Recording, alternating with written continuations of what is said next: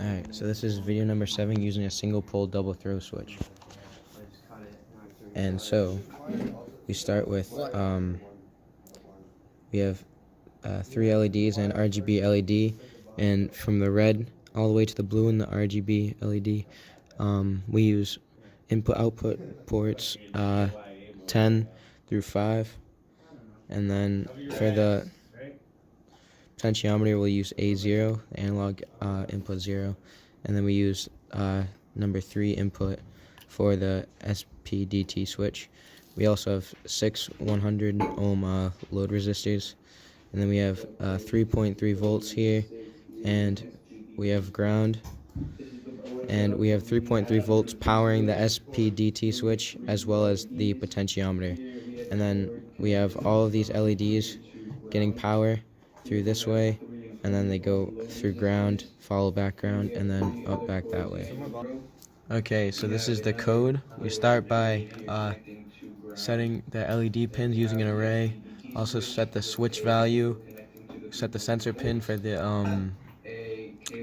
potentiometer, and we also set the switch pin equal to 3, which is the input-output hole for the SPDT switch. We also set the Bluetooth peripheral and characteristics. And then in here, the void setup, we serial begin, which begins the serial monitor. As well, we set the name of the LED board to Luke Walkman, just so I can find it on the app. We also set the characteristic value to 0, so the LED is equal to, the Bluetooth is equal to 0. Then we also set all of the pins as outputs in this for loop. Then we read the value of the SPDT switch, and we make it so that any value that's not 0 that's input into the app, it will put switch LEDs on and begin the switch LED method. And we just use methods so that the void loops look a little cleaner. Then in our switch LED loop, we make int tool just so we can prime this while loop so it runs forever. Then we read the switch val, which is the value of the pin of the SPDT switch.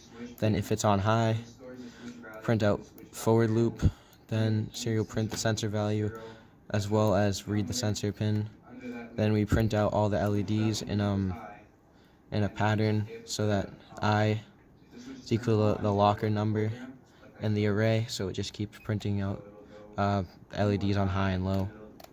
Then we have our other loop, which is L, so if it's on low, then it will be in the backwards loop. It will serial print the sensor value as well as read the sensor pin, and then it will make the LEDs go in the reverse order. Okay, so this is the program working. So if here we go to unit 8 on the Bluetooth app, type in 01, and our program is now working. And so what the potentiometer does is it changes the speed of the lights. So now they're going to go really fast, and now they're going to go a lot slower. As well, if we flip the switch, the lights will go in reverse order, which is pretty cool. And we can still change the speed.